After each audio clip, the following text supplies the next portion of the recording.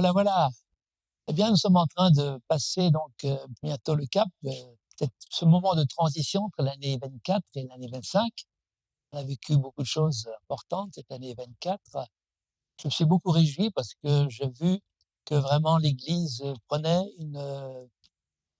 je dirais un rythme, prenait un tournant important par rapport au futur.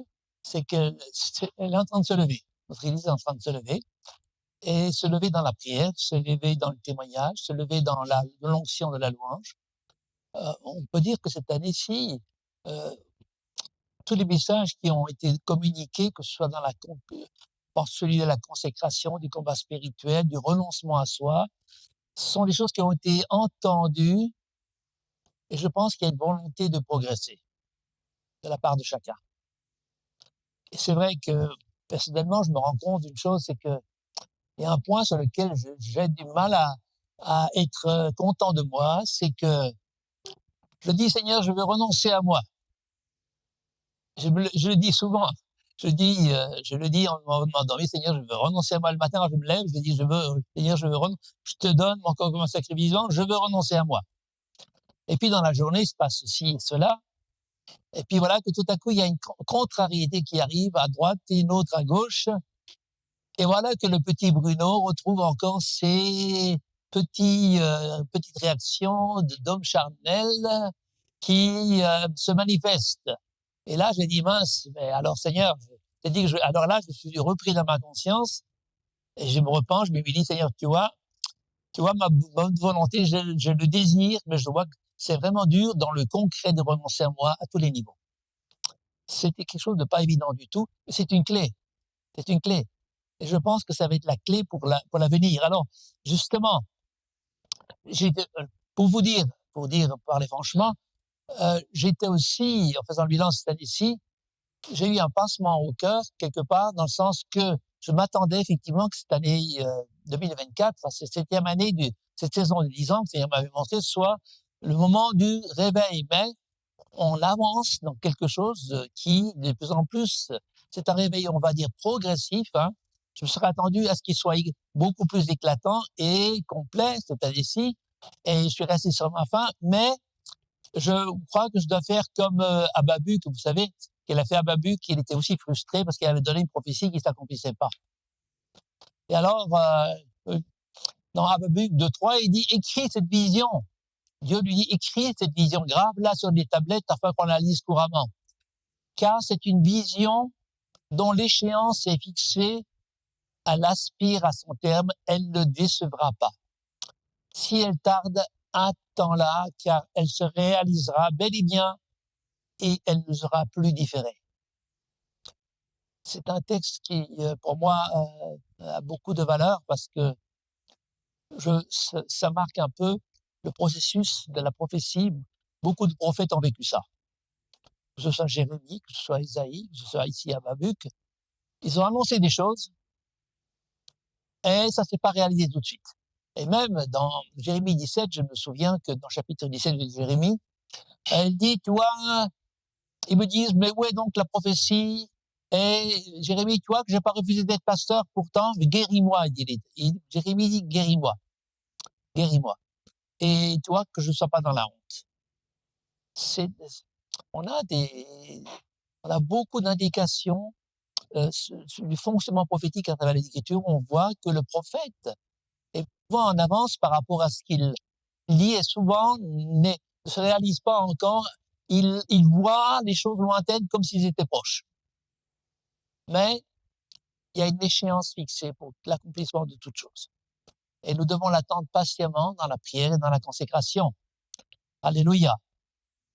Alors, vous savez bien que mon dernier message, au mois de novembre, j'ai parlé du 9e mois de l'année juive, hein, n'est-ce pas? Qui était un mois d'accouchement, un mois d'enfantement, et que quelque chose de neuf allait naître. Et j'ai parlé de cette future armée qui allait se lever, etc. Je vais en parler un petit peu aujourd'hui, mais je pense que cette fois-ci, je vais marquer un peu, parce que ça va être mon dernier message de cette année-ci, et l'année prochaine, vous ne me verrez plus avant la fin janvier. Je pense qu'il est bon que je vous disent comment je ressens les choses pour cette année qui vient. Hein. Alors, je crois qu'il y a quelque chose de vraiment très spécial cette année-ci, euh, qui d'ailleurs s'est manifesté le jour des derniers, le 24 et le 25 décembre. C'est que la fête d'Hanouka et le Noël chrétien et le jubilé de l'Église catholique ont coïncidé complètement dans la même date, le 25. Pour la première fois de l'histoire, depuis qu'il y a eu l'Église primitive, il y a eu cette coïncidence de ces trois dates. Hanouka, qui est la fête de la victoire sur l'esprit grec, parce que les Grecs avaient envahi conformément à la prophétie de Daniel, parce que l'ange Gabriel, lorsqu'il a parlé à Daniel, il a dit qu'il était en train de lutter contre l'esprit de Perse, qui était l'esprit de l'Iran, qui tenait en captivité Israël à Babylone, et que l'ange venait de dire à Daniel, qui avait gêné pendant 3 semaines, que ses prières avaient été déjà entendues, mais qu'il y a une résistance acharnée de la principauté de la Perse, de la principauté de l'Iran, et qu'il appelait à son secours Michael pour venir avoir la victoire. Et il dit, mais voilà, ensuite il dit, voilà que le prince de la Grèce arrive. C'est une nouvelle principauté qui arrive. Et il allait se manifester par une invasion militaire et une influence grecque sur tout le bassin méditerranéen. Et Israël compris, puisque quand Jésus, du temps de Jésus, quand il est venu, ses disciples prêchaient, il allait même dans les villes de la Décapole, qui étaient les 10 villes qui étaient en cours sous l'ascendance grecque, qui avaient encore un culte grec. À Jérusalem, ils avaient réussi à arrêter ça, et on a fêté avec ce miracle de la lampe, de la fiole d'huile qui a permis d'éclairer le chandelier pendant 8 jours, alors que la fiole était d'une contenance qui pouvait durer qu'une journée. Les Juifs ont vécu comme un assentiment, comme une approbation de Dieu de ce qu'ils venaient de faire, parce qu'ils avaient quand même vaincu, les Maccabées avaient vaincu les troupes grecques et leur influence sur Jérusalem et toute la région. Et donc, Hanouka, c'est la fête de la victoire de l'esprit juif sur l'esprit grec. Et curieusement, cette année-ci, on a Hanouka en même temps que Noël, les deux dates coïncident, et ce jubilé du pape qui, à Saint-Pierre, a ouvert la porte de la grâce. Comme s'il y avait besoin d'ouvrir une porte pour la grâce. Parce que nous savons que la porte, ce n'est pas un bâtiment, la porte n'est pas une personnalité religieuse, même si elle a une grande influence, mais la porte, c'est Jésus-Christ. La porte de la grâce, c'est Jésus-Christ. Donc, nous avons quand même 3 événements qui coïncident dans une même date, un alignement de ces fêtes, qui est très intéressant parce que le pape a donc fêté le jubilé de l'Église catholique qui a lieu tous les 25 ans. Hein, donc, c'est toujours le même message, c'est le message de la victoire de la paix sur la guerre. Alors seulement, je crois que nous vivons à travers cette coïncidence, qui n'en est pas vraiment une, quelque chose, c'est une forme, moi je pense que cette synchronisation des dates n'est pas fortuite et que elle montre qu'on est vraiment dans un tournant très important. Un tournant qui peut-être même qu'une page de l'histoire de l'humanité va se tourner. Je ne sais pas si ce que je dis c'est aussi plus que cela, mais en tout cas, j'ai cette impression-là qu'une page de notre histoire de l'humanité va se tourner, parce que cette année-ci est une année clé dans le calendrier des 7 années qui précèdent le retour du Seigneur. Elle correspond à quoi, cette année? Moi, ce que j'ai reçu de la part de Dieu quand j'ai prié, il m'a envoyé faire un petit tour dans l'Apocalypse pour me souvenir de ce qu'il a dit à l'église de Philadelphie. Alors, voilà ce qu'il a dit à l'église de Philadelphie. L'ange écrit à l'ange de l'église de Philadelphie, voilà ce que dit le Saint, le véritable, celui qui a les clés de David, Celui qui ouvre et personne ne fermera, celui qui ferme et personne n'ouvrira. Je connais tes œuvres, voici, j'ai mis devant toi une porte ouverte que nul ne peut fermer, parce que tu as peu de puissance, que tu as gardé ma parole, et que tu n'as pas renié mon nom. Mais je te livrerai des gens de la synagogue de Satan, qui se disent juifs et ne le sont pas, car ils mentent. Voici, je les ferai venir se prosterner à tes pieds et reconnaître que je t'ai aimé, parce que tu as gardé la parole de la persévérance en moi. Je te garderai moi aussi de l'heure, de l'épreuve qui va venir sur le monde entier pour éprouver les habitants de la terre. Je viens bientôt, tiens ferme ce que tu as afin que personne ne prenne ta couronne. Du vainqueur, je ferai une colonne dans le temple de mon Dieu et il n'en sortira plus. J'écrirai sur lui le nom de mon Dieu et celui de la ville de mon Dieu. La nouvelle Jérusalem qui descend du ciel auprès de mon Dieu, c'est mon nom nouveau, que celui qui a des oreilles entende. Écoute ce que il dit aux églises. Apocalypse 3, 7. Alors, je ne sais pas si vous avez lu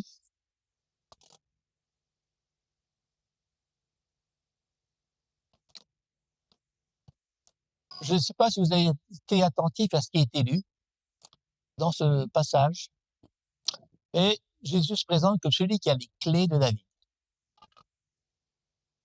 Et quand il ouvre, personne ne peut fermer. Quand il ferme, personne ne peut ouvrir. Jésus se présente comme celui qui a les clés. Et cette église, mes frères et sœurs, est une église clé, elle aussi, pour les temps qui viennent. Nous entrons dans la manifestation actuellement de la visibilité de cette église. C'est pas une église locale. C'est pas l'église de Pentecôte ou l'église d'Agapé ou l'église de la Porte Ouverte ou que sais-je, ou une église parisienne. Non.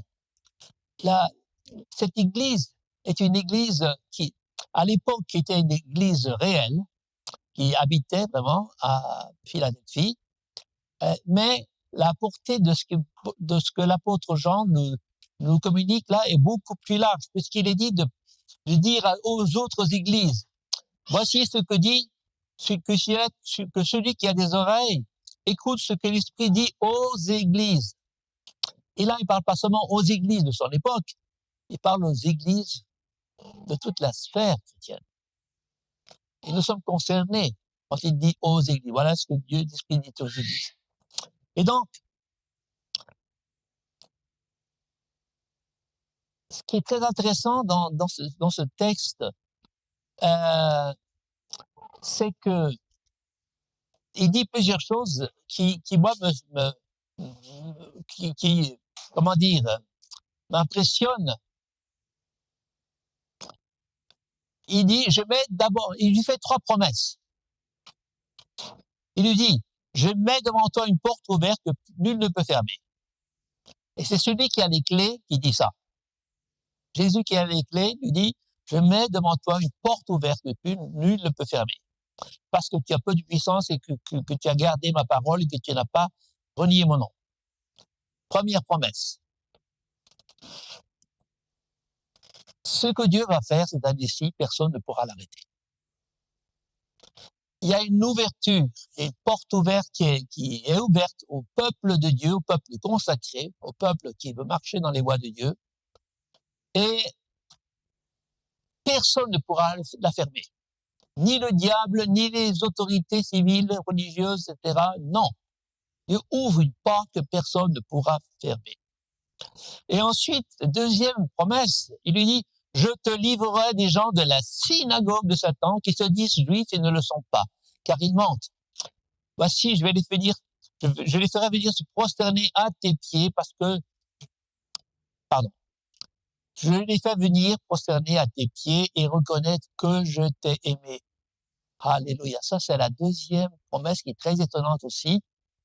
C'est que Dieu est en train de parler d'une synagogue de Satan, dont les juifs ne sont pas des vrais juifs.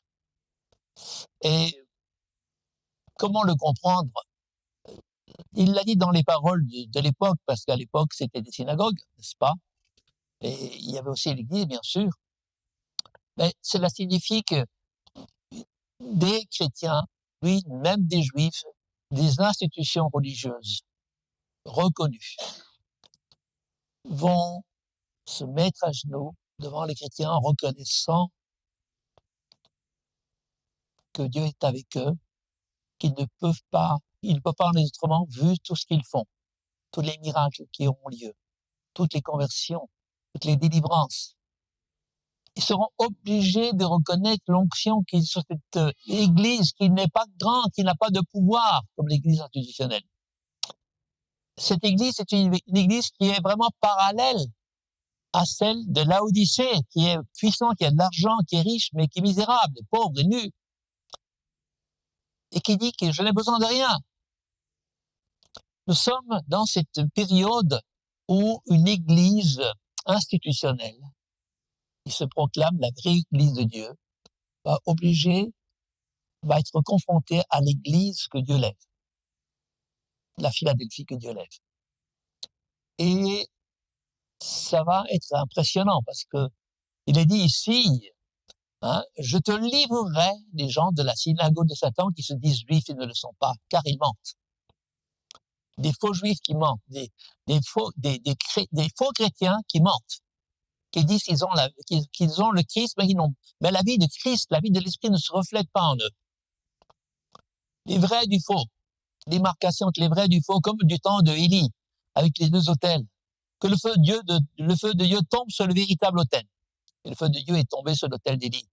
Ça va être la même chose dans cette confrontation des deux églises. Et la plus belle de ces promesses, ça c'est vraiment c'est une protection spéciale dans la grande épreuve qui est sur le point d'arriver sur la terre. Ça c'est magnifique parce que tu as gardé la parole de la persévérance en moi, je te garderai moi aussi de l'heure de l'épreuve qui va venir sur le monde entier pour éprouver tous les habitants de la terre. Nous sommes devant cette échéance, mes frères et sœurs. C'est pour ça que je dis que c'est une année clé. C'est une année clé. Cette église de Philadelphie est une église clé. Souvenez-vous, à quoi ça sert s'il se présente comme celui qui ouvre une porte et personne ne peut la fermer, si Jésus se présente avec les clés, cela me rappelle fortement ce qu'il a fait avec Pierre. Lorsque Pierre a eu la révélation qu'il était le Fils de Dieu, il dit, ce n'est pas la chair et le sang qui est arrivé là, mais c'est mon Père. C'est l'Esprit de mon Père qui est dans les cieux. Et parce que tu es Pierre, je t'appelle. Et puisque tu es Pierre, je bâtirai mon église sur cette pierre de la révélation que tu viens d'avoir. Et je te donnerai les clés du royaume. Et ce que tu fermeras sur la terre sera fermé dans le ciel. Ce que tu ouvriras sur la terre sera ouvert dans le ciel. Et je pense que cette église de Philadelphie va être une église qui aura les clés pour fermer les œuvres de Satan sur terre. Elle va lier les puissances des ténèbres qui voudront se répandre de plus en plus et qui vont le faire. Elle aura cette autorité de lier la puissance de l'ennemi et de délier l'opposition que le diable fait, comme il l'a fait du temps de Daniel, pour que la libération se produise. Il fermer l'autorité d'ouvrir la manifestation de la gloire de Dieu qui vient sur la terre. C'est quelque chose d'assez spécial. Cela revient à Dieu, bien sûr, mais nous avons une part là-dedans à jouer. Notre consécration, notre désir de marcher avec le Seigneur, notre désir d'être un témoin, le désir d'être une église qui prie. Je pense que nous avons commencé cette année 2024, nous allons le prolonger dans l'année 25. Il faudra qu'on parle un peu sur les moyens techniques de le faire, en mon absence. Mais je crois que nous avons tout à fait intérêt à faire partie, à correspondre à ce type d'église, car ces trois promesses qui lui sont été accordées, qui lui sont données, seront les nôtres. Amen. Et qu'est-ce qu'il demande? C'est qu'on garde la parole. Pas dit. Il fait comme des compliments. Et je connais tes œuvres, mais parce que tu as peu de puissance, mais que tu as gardé ma parole et que tu n'as pas renié mon nom. Voilà. Ça, c'est la première je dirais, gratification, reconnaissance que Dieu fait par rapport à cette Église, et parce que tu as gardé la persévérance tu as gardé la parole de la persévérance en moi, je te garderai aussi à l'heure de l'épreuve. C'est une Église qui n'est peut-être pas importante, qui n'a pas beaucoup de crédit d'un point de vue religieux, on va dire, hein, par rapport aux autres, par rapport à tout ce qui se fait, mais elle a la particularité de garder la parole de Dieu, de s'affermir dans la parole, d'aimer la parole et de vivre la parole. Je crois que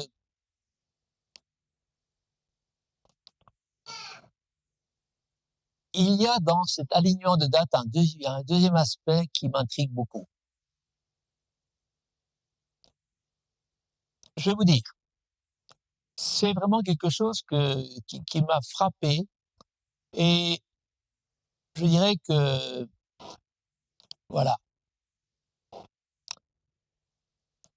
Ce qui est étonnant,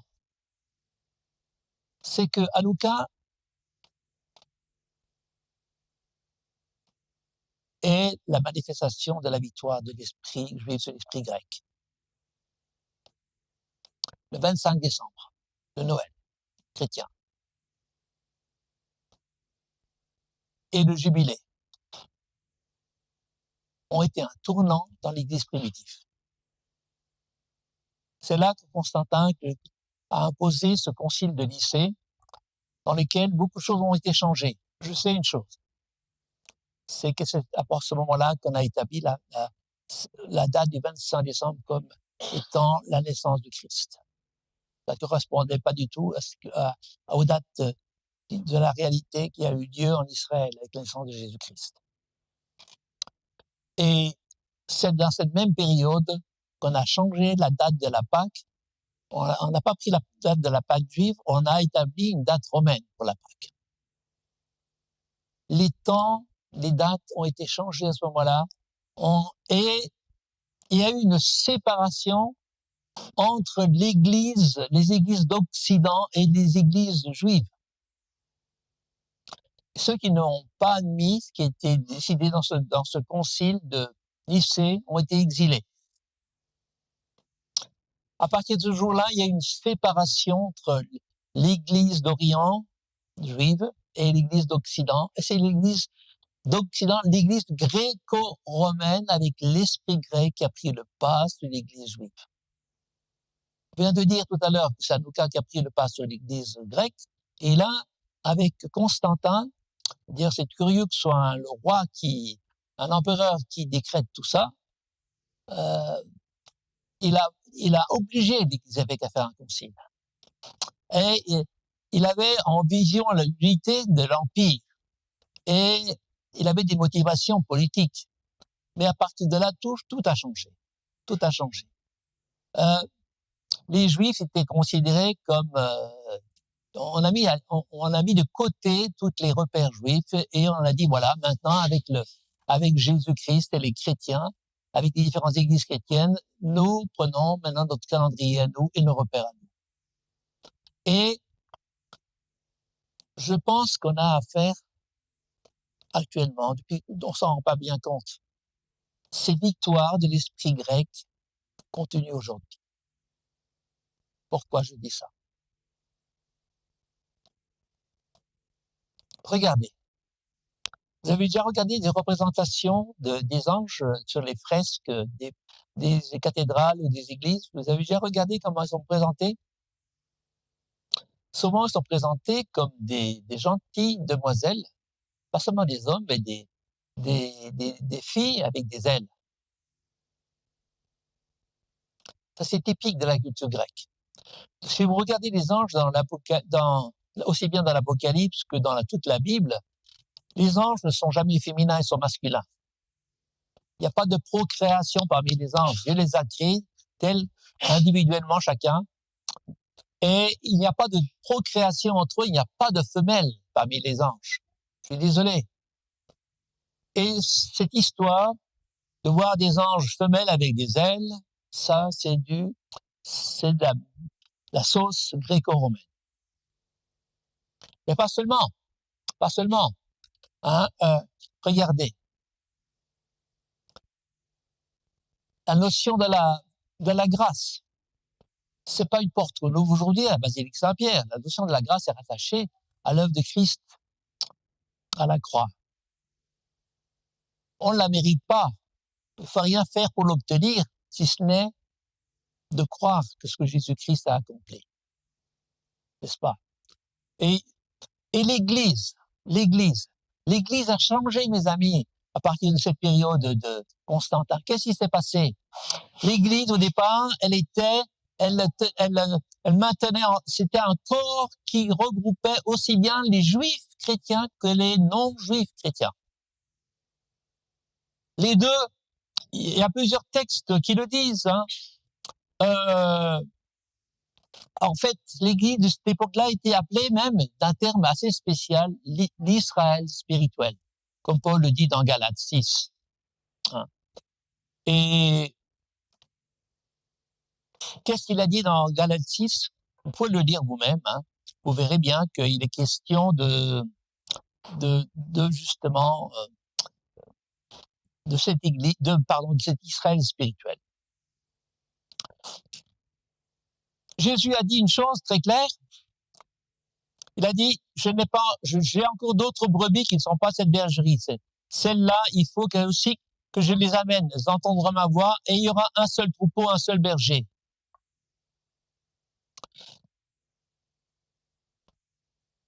Et Éphésiens 3 dit ceci, ces mystères n'avaient pas été portés à la connaissance des fils de l'homme dans les autres générations, comme il a été révélé maintenant par l'Esprit Saint à ses apôtres et prophètes, à savoir que les non-juifs ont un même héritage, sont un même corps et participent à la même promesse en Jésus-Christ par la bonne nouvelle.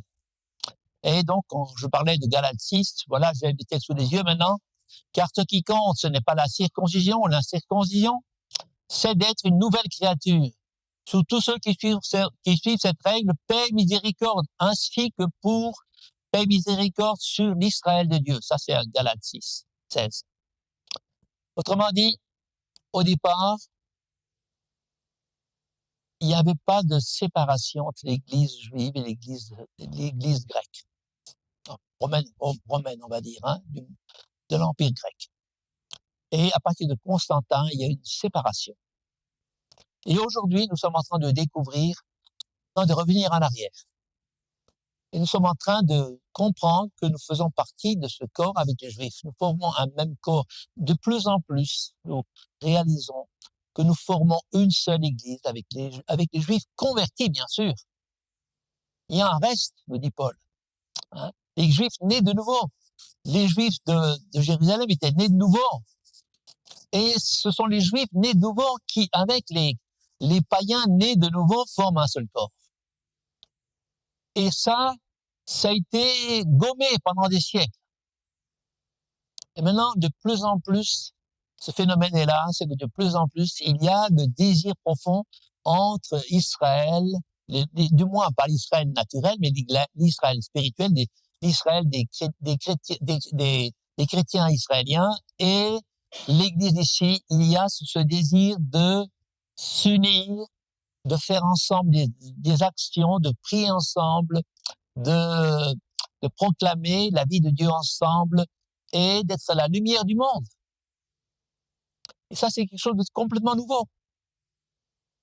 C'est quelque chose de complètement nouveau.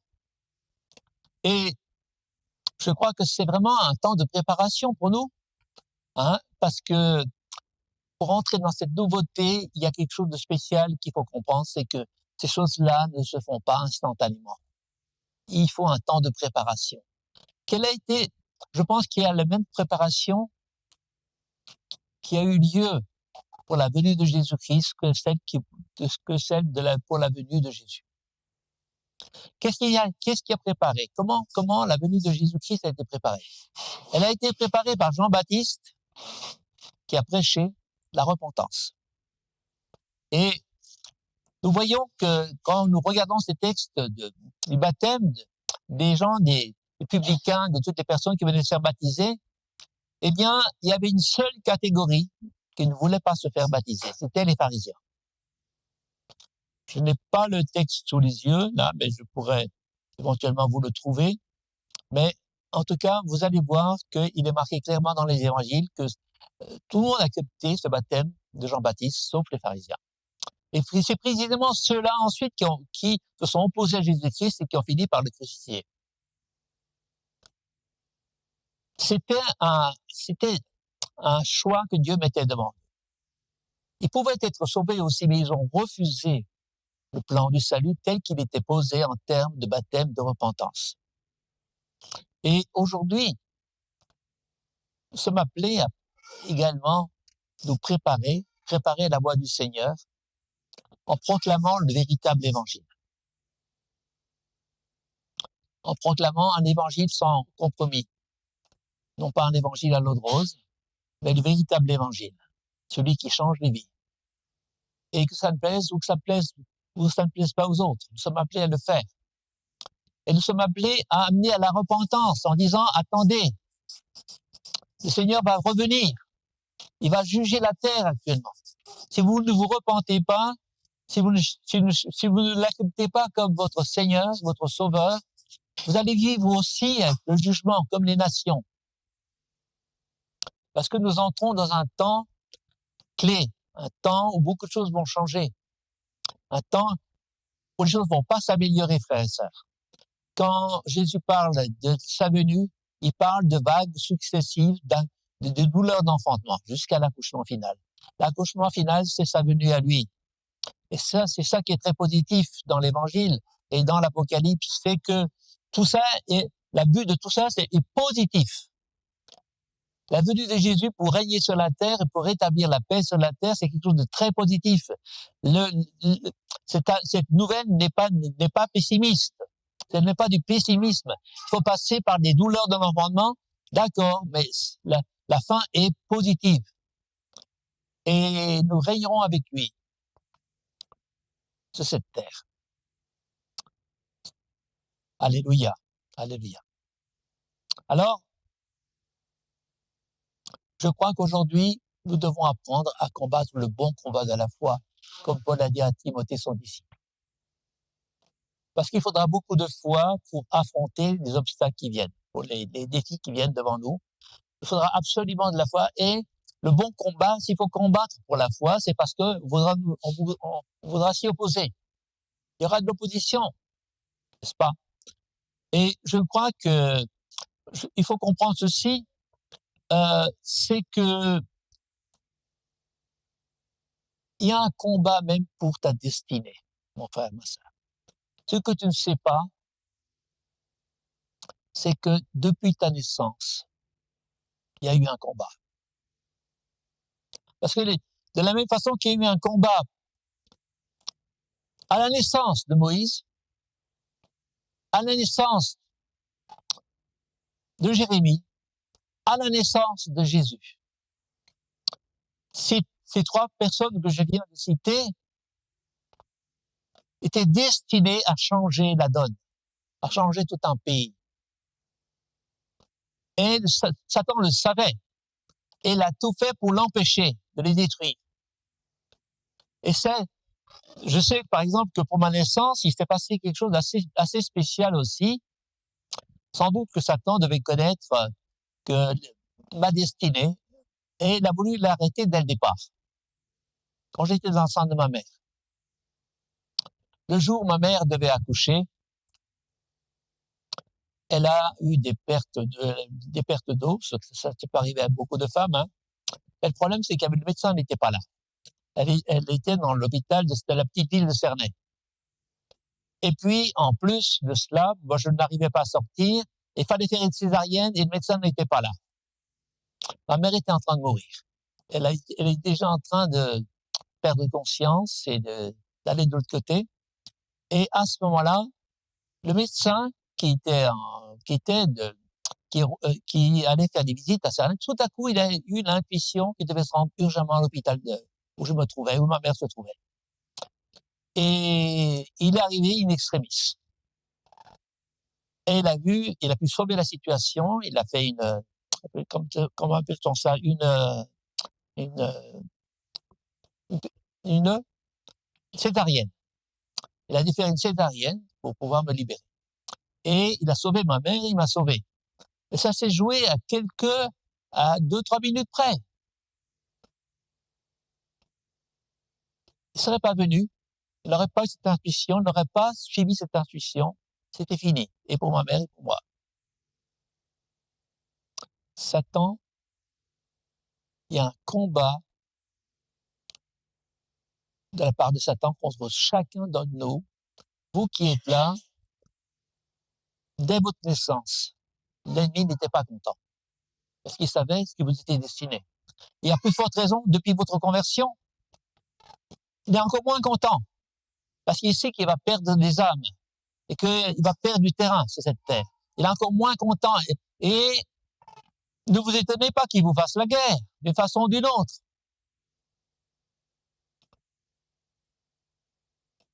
Tu es né, mon frère, ma sœur, pour publier la gloire de Dieu dans cette saison. Tu es né pour faire partie de cette génération d'Esther. Tu es né pour faire partie de cette armée que Dieu lève. C'est une armée de jeunes. Le psaume 110 nous le dit. C'est une armée de jeunes. C'est quelque chose de formidable. Ce sont des jeunes. Regardez. Esther était jeune. Daniel était jeune. Jérémie était jeune. Les disciples étaient jeunes.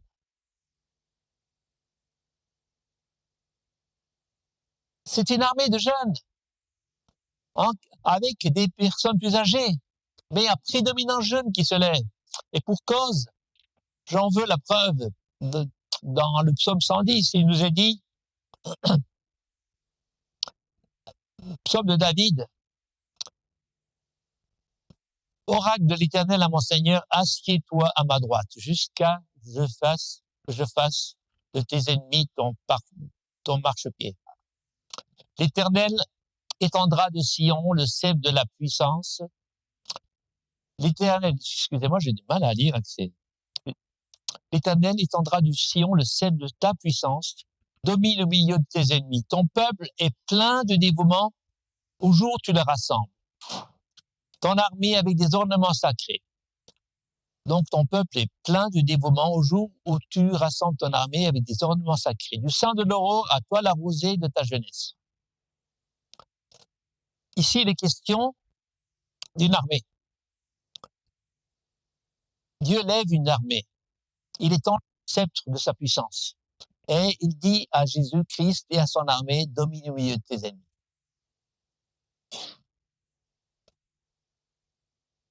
Nous sommes destinés à dominer au milieu de nos ennemis. Et à mettre l'ennemi sous nos pieds et sous les pieds de Jésus-Christ. Alléluia, alléluia. Alors, pour cela, nous sommes appelés à marcher par l'Esprit, avec l'Esprit. Du temps du désert, d'Israël dans le désert, il marchait avec la nuée et avec la trompette.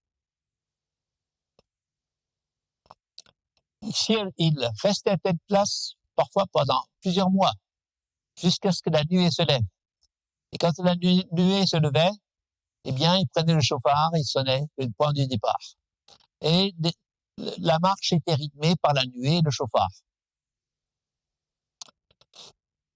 Lorsqu'ils ont été en terre promise, dans Canaan, il n'y avait plus de nuée. Il y avait toujours le chauffard. Et qu'est-ce qui allait remplacer la nuée? C'était l'Urim et le Thummim, qui avait le sacrificateur. Josué consultait le sacrificateur, il regardait, demandait au sacrificateur de consulter l'Urim et le Thummim, qui est sur le pectoral du souverain sacrificateur. Un jour, je vous parlerai plus en détail de ça. Et ce témoignage du Thummim disait ce qu'il fallait faire. Aujourd'hui, nous avons l'Urim et le Thummim. Maintenant, c'est le témoignage du Saint-Esprit en nous. On va dire que c'est le feu vert et le feu rouge du Saint-Esprit en nous. Si tu ne fais pas des choses importantes, si tu ne sens pas le feu vert de Dieu. Ne prends pas des décisions avant d'avoir reçu le feu vert de Dieu. Ne rentre pas dans des combats inutiles alors que Dieu ne t'a pas donné le feu vert. Pour savoir ce que Dieu attend de toi, attend que Saint-Esprit te dirige. Prie et cherche la face de Dieu pour qu'il te dirige. Je vais terminer là, frères et sœurs. En résumant ceci, c'est donc une année clé pour moi, qui va changer beaucoup de choses. Peut-être une page même de l'histoire de l'humanité va se tourner, je ne sais pas. En tout cas, le contexte que nous vivons n'est pas un contexte mirobolant. Encore cette semaine, j'ai eu mon kiné qui m'a dit « Qu'est-ce que vous pensez par rapport à l'année 25 ?» J'ai dit « Ah, ben, ça va pas être simple. » Il me dit « Moi non plus, j'ai vraiment vu le contexte, vu de tout ce qui se passe sur le plan des situations, aussi bien dans l'Est, les pays de l'Est, avec la Russie, qu'avec en Israël, qu'avec la Chine, etc., avec la Corée du Nord, ça risque d'être chaud. » Je dis « Oui, vous avez raison. » Je dis « Vous avez raison, mais nous avons l'espérance de Dieu, que Dieu nous permettra de traverser cela la tête haute et en ayant confiance dans sa protection. » Il dit « Ah, vous croyez ?» J'ai dit « Oui, parce que Jésus va revenir et il garde les siens et il élève. Et il va les élever actuellement comme étant la lumière dans ce monde de ténèbres, qui est de plus en plus ténébreux. » Alors, frères et sœurs, nous vivons vraiment les derniers jours. Voilà. Et tout ce que Dieu a annoncé dans cette fin des temps est à notre porte, bien-aimés. Jacques 5,9 vous dit « Voici, le juge est à la porte. »